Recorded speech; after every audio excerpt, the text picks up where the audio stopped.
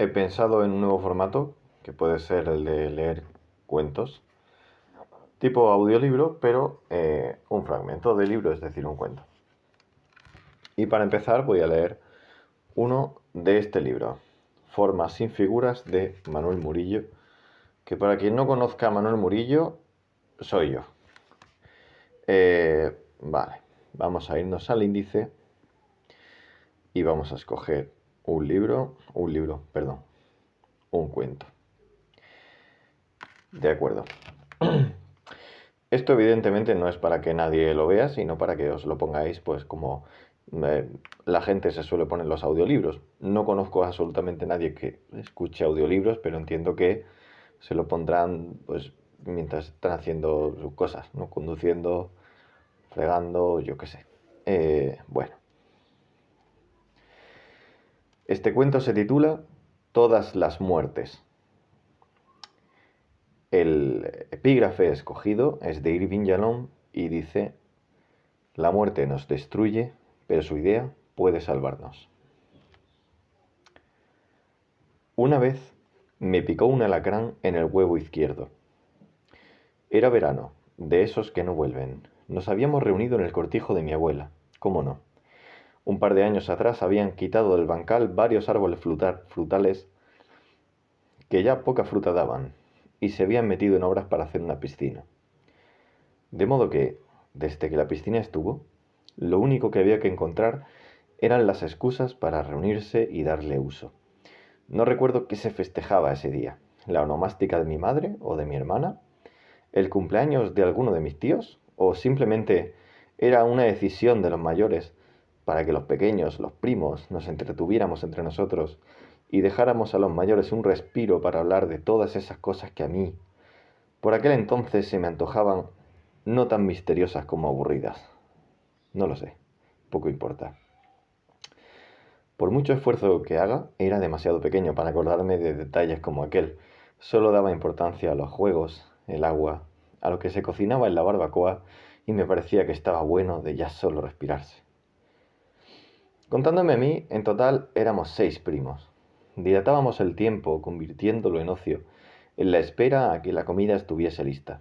Jugábamos al fútbol en la tierra, con un balón desinflado y al que el sol le había robado ya todo el color, usando un par de olivos como poste de portería, y el travesaño, que no existía, se decidía siempre a posteriori, mediante consenso, y según la altura de quien estuviera haciendo las veces de portero en ese momento. Yo era el más canijo de todos y casi nunca me dejaban de portero, porque la ambigüedad de los tiros altos siempre terminaba en discusión. De modo que me la pasaba chutando una y otra vez, levantando tierra, polvo, respirando una nube telúrica que conseguía disimular el perfume del almuerzo y calmaba, o más bien empañaba, el hambre. Cuando ya estábamos extenuados y roñosos, regresábamos a la piscina y nos zambullíamos sin mesura. Y así, entre estas dos actividades se medía el tiempo para nosotros en aquellas mañanas de verano. Me encantaba zambullirme. A pesar de ser el más bajito, y pese a que adivinaba la posible bronca de mis padres si se daba el caso de que sus ojos, con frecuencia distraídos, fueran testigos de mi imprudencia, siempre me lanzaba en el lado más hondo, para de este modo pasar bajo el agua la mayor cantidad de tiempo posible, por entero suspendido. Qué sensación tan placentera la de sumergirse. El cuerpo no pesaba nada y todos los sonidos desaparecían. De pronto se apagaban las dos cosas que más odiaba, el mundo y mi cuerpo. El momento siempre era breve, pero en esos escasos instantes de serenidad fue probablemente donde más cerca he estado de la felicidad. Casi se la podía tocar. En aquel momento no pensaba en ello, pero creo que por eso me lanzaba una y otra vez, en lugar de quedarme nadando o chapoteando como los demás. Se me cae la barba, chicos. Cuando salía a respirar, volvía el jaleo y volvía yo, y eso se me hacía insoportable. Así que abandonaba el agua de la piscina solo para volver a lanzarme, en un ciclo constante. Pero este se interrumpió cuando me doblé el tobillo. No fue nada grave, solo un ligero dolor. Pero cuando mis primos agarraron el balón de nuevo, mis padres me prohibieron terminantemente jugar con ellos. tampoco podía seguir bañándome, porque aún era pequeño y no podía quedarme solo en la piscina. No quería tampoco enmarronar a ninguno de mis primos a que se quedara conmigo mientras el resto jugaba, pues aunque fuera pequeño, era lo suficientemente mayor, lo somos muy deprisa, como para darme cuenta de cuándo estaba suponiendo una carga. De modo que fui con ellos y me quedé un poco alejado, para no recibir ningún balonazo, sentado sobre la tierra, con el bañador enfangándose, mirándoles, totémico. Bueno, en realidad he puesto mirándolos. Bueno, transcurrieron unas cuantas jugadas antes de notar el dolor. Un dolor agudo, terriblemente localizado, que podía identificar penosamente en mi testículo izquierdo. Sin pensarlo, metí la mano por la pernera del bañador y mis dedos se dieron con algo informe, una cosa que, invisible a mis ojos bajo la húmeda tela azul marino que me cubría, podría haber sido un cúmulo de pequeñas ramitas. Lo agarré, y en cuanto vi que lo que sujetaba mis dedos era un alacrán, pequeño, oscurísimo, grité. Hice un aspaviento con la mano y vi cómo el escorpión volaba hasta caer, con un ruidito apenas audible, desde luego falsamente inofensivo, en un mar de retamas. Hasta aquel instante jamás había sido tan consciente de la naturaleza bimembre de mis vergüenzas y desde entonces nunca lo he sido tanto. Uno de ellos estaba sano, entero, perfectamente ovoide. El otro había sido horadado, ensartado, diríase que profanado, y acaso ya se inflamaba febril. Todas estas impresiones armaban mi virgen percepción de su individualidad casi autónoma, y era esta sensación la que acunaba mi horror. ¿Estás bien? Era la voz de uno de mis primos, la que me sacó de mi insólito estado de alarma nosognógica. Nosognósica. Miré hacia los olivos y reparé en que el juego se había detenido. Todos estaban ahí de pie, mirándome, inmóviles, preocupados. ¿Estás bien?, repitió, con el balón bajo la axila. Comprendí que había gritado demasiado fuerte. Casi pude verlos girándose todos al mismo tiempo hacia mí, observar mis aspavientos, ver cómo me levantaba de un brinco, y eso que yo ni siquiera recordaba haberme levantado, esa cualidad amnésica del miedo que comprobaría muchas más veces a lo largo de mi vida. Todos me miraban, esperaban una respuesta, sedientos de verdad, pero yo no podía darles la mía, no podía. ¿Cómo expresar algo tan penoso? ¿Cómo decirles? Estábamos solos, mi bañador y yo. Una vez confesado lo inconfesable, no habría vuelta atrás. Me llevarían, acongojados, ante los mayores. Les contarían lo sucedido, entrecortándose de pura urgencia sus palabras que se atropellarían unas a otras. Y luego los mayores me rodearían, sin que los chiquillos aún se hubieran ido. Trazarían todos un círculo a mi alrededor, preocupados, inquisidores. Mi cuerpo el foco de toda mirada. Un ambiente casi ritual en invocación a mi oprobio. Y entonces alguien pronunciaría la orden que todos tenían en la punta de la lengua para saciar su curiosidad. Quítate el bañador. Qué calor. Estoy bien, mentí, mientras notaba cómo crecía la comezón entre mis piernas. No podía decirles. Ellos, inocentes aún como para saber cazar la falta de sinceridad, se encogieron de hombros y no le dieron más vueltas al asunto. El balón cayó a la tierra, elevó algo de polvo y prosiguió el juego. De modo que yo, ya que estaba de pie, eché a caminar, renqueando un poco y no ya a causa del dolor en el tobillo. Fui a la zona de la piscina y la barbacoa, atestada de adultos. Funcionales, inteligentes, despiadados todos ellos. ¿Cómo decirles? Pero debía hacerlo. Casi podía ver el veneno recorriendo mi escroto, envolviéndolo como una tela de araña, introduciéndose, impregnando los tejidos cavernosos de mi miembro. Me planté ahí en medio, algunos repararon en mí, abrí la boca para hablar, pero no me salieron las palabras.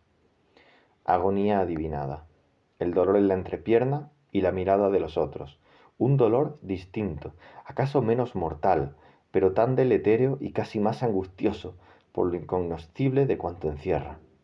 Por suerte, La mayoría de adultos piensa que los críos nunca tienen nada interesante que decir, por lo que nadie dio importancia a la obviedad de que yo mismo cerrase la boca y me marchara después de abrirla para decir algo.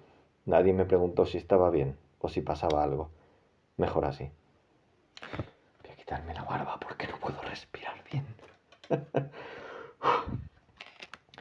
Necesitaba pensar, aunque el escozor, que era cada vez mayor, me lo hacía progresivamente difícil. En aquella época, casi la totalidad de mi educación, en tanto que al imaginario respecto al mundo exterior se refiere, se la debía a las series y películas infantiles y o juveniles de la época, motivo por el cual, bajo mi temprano entendimiento del universo y sus esquemas, sus taxonomías, sus cosmogonías y su concatenación de causas y consecuencias, las dos cosas que más amenazaban la integridad del ser humano eran dos: los escorpiones y las arenas movedizas. También, quizá, los cocodrilos, pero estos aparecían asimismo en ocasiones caracterizados, humanizados, incluso vestidos, y hablaban. Los escorpiones nunca. Sus únicas características eran la insidia y la letalidad. Al igual que las arenas movedizas, estaban en la ficción únicamente para suponer un peligro de muerte insalvable, sin conciencia ni piedad.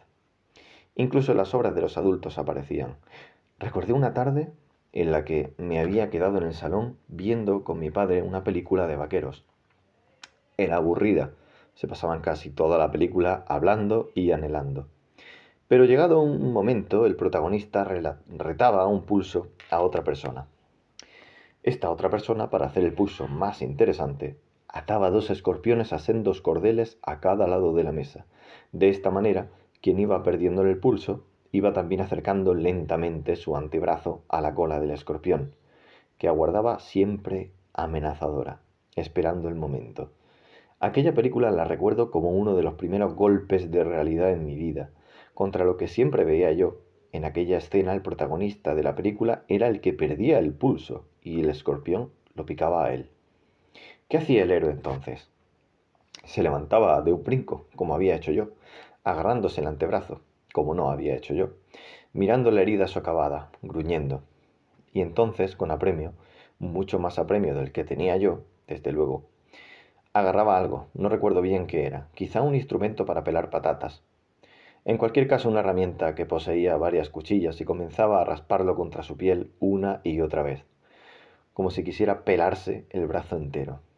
El objetivo: sangrar, que el veneno saliera de su cuerpo derramándose antes de que siguiese recorriendo sus vasos sanguíneos. ¿Debía hacer yo eso? ¿Debía agarrar el pelazanahorias de mi abuela y rascar hasta quedarme con huevo y medio? Pero, ¿y si el veneno ya estaba en otros lugares? ¿En el otro huevo? ¿O en el pene? ¿Debía guillotinar la tríada? Como si el conjunto total de mis partes nobles fuera un nudo gordiano del que me tocaba ya tan prematuramente despedirme. Seguí pensando, con toda la frialdad de que era capaz en un momento así. Era lo suficientemente pequeño como para ser crédulo, pero lo suficientemente mayor como para empezar a sospechar de mi credulidad. En realidad, a día de hoy pienso que la medida en la que somos crédulos nunca varía, y en cambio, sí lo hace nuestra capacidad de criticar la propia credulidad a la que nos hemos visto sometidos. El caso es que pensé que, tal vez, no todo lo que veía por la televisión fuera real o tan amenazante como sin duda se mostrara. Sin embargo, ¿cómo estar seguro? Me empecé a marear. No sabía si por el veneno o por la propia sugestión y los nervios. No tenía sentido seguir pensando. No llegaría a nada a través de las irrisorias conexiones que podía trazar entre mis escasos conocimientos. Por mucho que me doliera, necesitaba a los mayores. Debía hacer de tripas corazón. Me di la vuelta para emprender mi regreso a la zona de la piscina y casi salto de nuevo al toparme de frente con alguien que se había detenido justo tras de mí, y de quien el propio ruido de mis feroces pensamientos me había impedido escuchar sus pasos. Horror. Era Lorena. Lorena, la nieta de los vecinos de mi abuela. Era 2 o 3 años mayor que yo, y me azoraba de forma indisimulable cada vez que la veía, guapa como ella sola, risueña, graciosa, en fin, como para confundir a cualquiera que empiece a preguntarse qué es eso del amor, eso de lo que todo el mundo habla y de lo que parece tratarse a todas luces la vida. Siempre que iba al cortijo deseaba que estuviera allí, y rara vez ocurría. Y ese día, primero en toda mi existencia en que habría deseado lo contrario, estaba. Lorena me sonrió de oreja a oreja, una sonrisa sincera y bonita, y se abalanzó hacia mí. Me abrazó. ¿Cuánto tiempo? Dijo. ¿No estás con los demás? Preguntó. Negué con la cabeza, pero no acerté a verbalizar nada. En silencio, recé porque no siguiera preguntando, porque dijera que solo había pasado a saludar, pero que ya se iba, que no se quedaba a comer con sus abuelos, que iba de regreso al pueblo. Cualquier cosa que vaticinara su pronta marcha. Pero en su lugar dijo: He llegado hace nada, con mis padres. Me dijeron mis abuelos que había ambiente por aquí y nos vamos a unir a la comida. ¿Qué te parece? Fatal, me parecía. Genial, le dije. El dolor hemisférico aumentaba por momentos y no sabía ya si de nervios o de puro daño me temblaban las piernas. Le sugerí a Lorena que buscase a los demás, que debían estar a punto de terminar su partidita. Y tras una sonrisa encantadora se marchó hacia el olivar, asegurándome que ahora nos veríamos. Comencé a hiperventilar. Toda la valentía que había logrado reunir a duras penas hasta aquel momento se desmoronó como un castillo de naipes conforme veía a Lorena alejarse por entre los árboles. ¿Cómo ir allí, exponer lo sucedido y bajarme el bañador? Lorena no iba a jugar al fútbol con los demás, ella era lo suficientemente madura como para sostenerle medianamente la conversación a los adultos y se quedaría donde estaban ellos, es decir, en la piscina, bañándose. Es decir, ella estaría ahí y me vería mis vergüenzas, la a sus ojos indigna totalidad de mi cuerpo desnudo, la humillante flacidez de mi miembro imberbe, el intolerable bochorno de la desproporción de mis testículos, el izquierdo grotescamente deforme y seguramente ennegrecido, acaso palpitante, y quién sabe si rezumando algo de pus o demás miasmas de colores desagradablemente lechosos, verdes de veneno o rosados de sangre. No, no podía decirlo, ya no. Prefería morirme envenenado a morir de erubescencia. Quedaba, mientras el escozor y el malestar iban a más, tener fe. Fe en que, en realidad, no fuera tan grave como seguramente lo era. Vi que Lorena regresaba. Su inconfundible silueta cruzaba la profundidad de las ramas y las hojas perennes. Me escabullí hacia el interior del cortijo, pudibundo, confiando en haber rehuido su mirada. Allí estaba únicamente mi abuela, relegada, como siempre, a la cocina, mientras el resto charlaba. Cuchillo en mano y ataviada de un sucio mandil, preparaba todos los acompañamientos vegetales de la carne que se asaba lentamente en la barbacoa. Me miró de soslayo al oírme entrar y me preguntó si lo estaba pasando bien. Abuela, ¿qué pasa si te pica un alacrán? Lo dije sin rodeos, no aguantaba más. Ella me miró con cierta alarma. ¿Por qué? ¿Has visto alguno? No, es que ayer vi un documental y salían y me dieron miedo. Pero no dijeron qué pasa si te pican. Mi abuela dejó el cuchillo en la tabla de madera. Se giró hacia mí. No sé si lo sabes, pero tu bisabuelo murió de una picadura de alacrán. ¿En serio? Sí, pero hay muchas especies, no todos son igual de peligrosos. El suyo, por lo visto, sí lo era, pero no le dio importancia a los síntomas. Lo recuerdo como si fuera ayer. ¿Y qué síntomas tenía? ¿Qué síntomas, abuela? Bueno, si mal no recuerdo, empezó con picor, escozor y quemazón, como el que yo había sentido. Luego siguió un dolor muy localizado, como el que yo sentía. Luego tuvo mareo, puede que temblores. La certeza era abrumadora, terrible, casi palpable. Y luego vino la fiebre. Y luego... fiebre. Ah, fiebre. Mientras hablaba yo había ido notando cómo me iba subiendo la temperatura y se me encendían las cuencas de los ojos. Pero pensé, tal vez estaba aún a tiempo de revertir todos aquellos síntomas. La posible respuesta estaba a solo unos cuantos pasos, la piscina. Su agua, fresquita, quizá fuese un bálsamo para todos mis males. De modo que, dejando a mi abuela con la palabra en la boca, salí de allí. Hice caso omiso a Lorena, que ya entraba, quizá para echar una mano en la cocina. Atravesé la algarada de adultos que ya estaban todos un poco borrachos y gritaban más que hablaban. Penetré la nube que expelía la barbacoa. Vi a todos mis primos ya dentro del agua. Calculé un hueco entre ellos, en la parte más profunda, y temblando me lancé. De nuevo, la paz.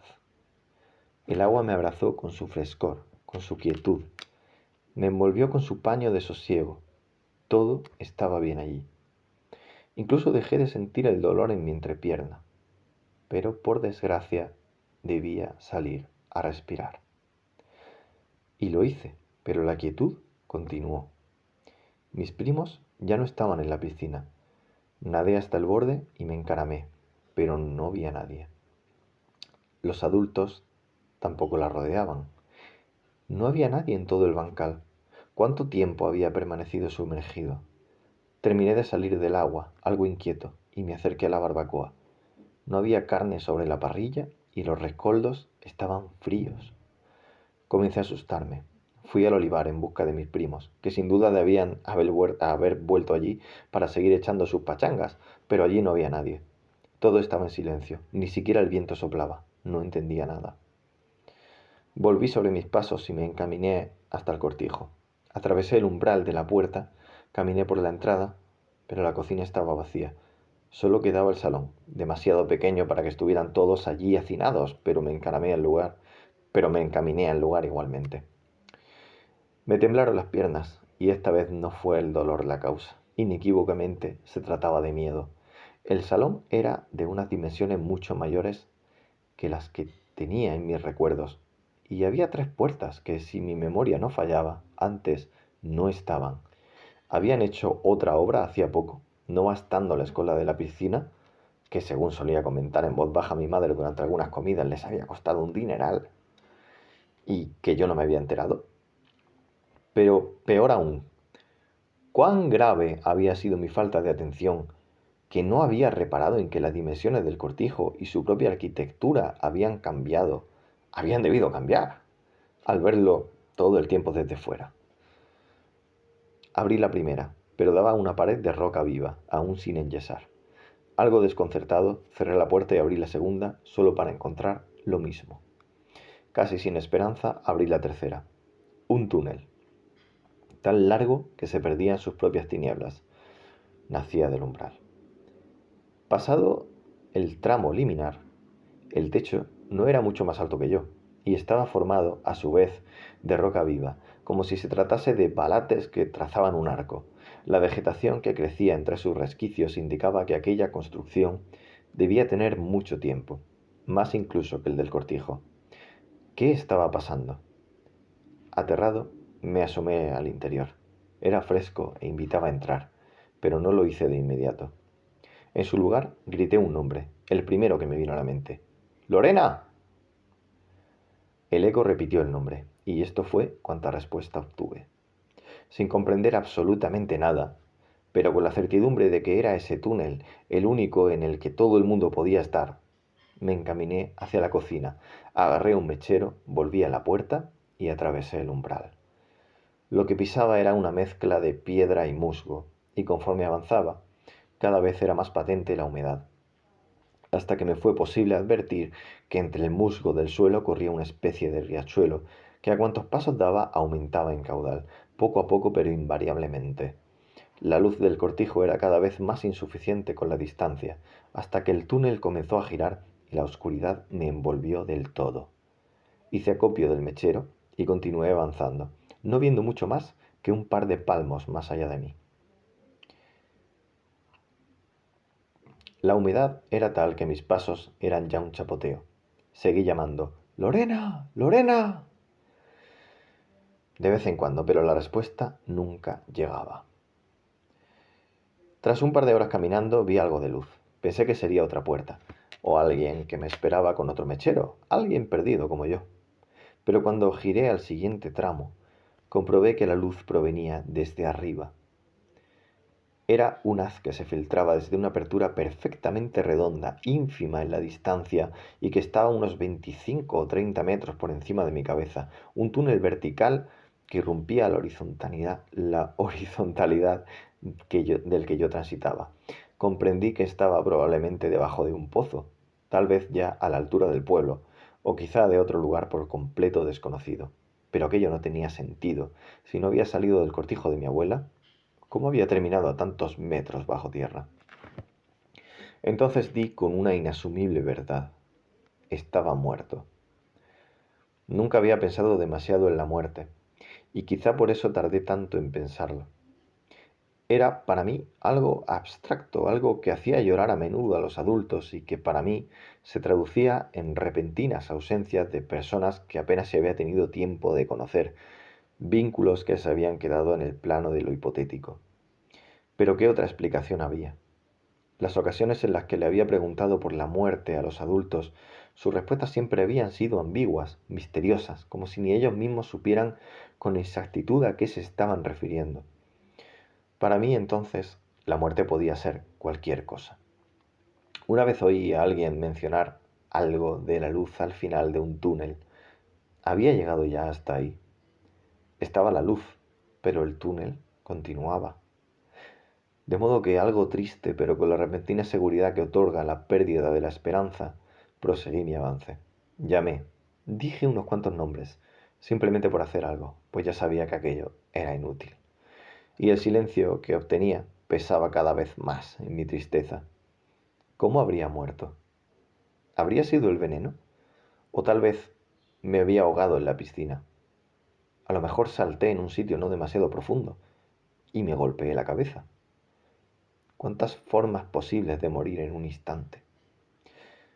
Escuché algunos sonidos más, además de mis pasos, que con el agua por la pantorrilla sonaban ya casi como un nado. Accioné el mechero, alargué el brazo a la oscuridad, pero de nada servía. El sonido cobró fuerza. No era un gran sonido, sino un cúmulo de pequeños tañidos, pasos parvos que resultaban en una especie de conjunto viscoso. Entonces comencé a verlos por las paredes, escorpiones, negros y marrones, avanzaban por todas partes como una tropa, dispersados todos ellos, pero en una misma dirección. Yo. Eché a correr, de regreso al cortijo. El techo era muy bajo y debía ir con cuidado para no abrirme la cabeza contra las piedras. No tenía ya sentido tener cuidado, pero yo lo tenía de todas formas. El sonido de los millones de pasos de los escorpiones me envolvía, llenaba entero el túnel como una red ubicua y fatal. Y entonces el mechero se quedó sin gas.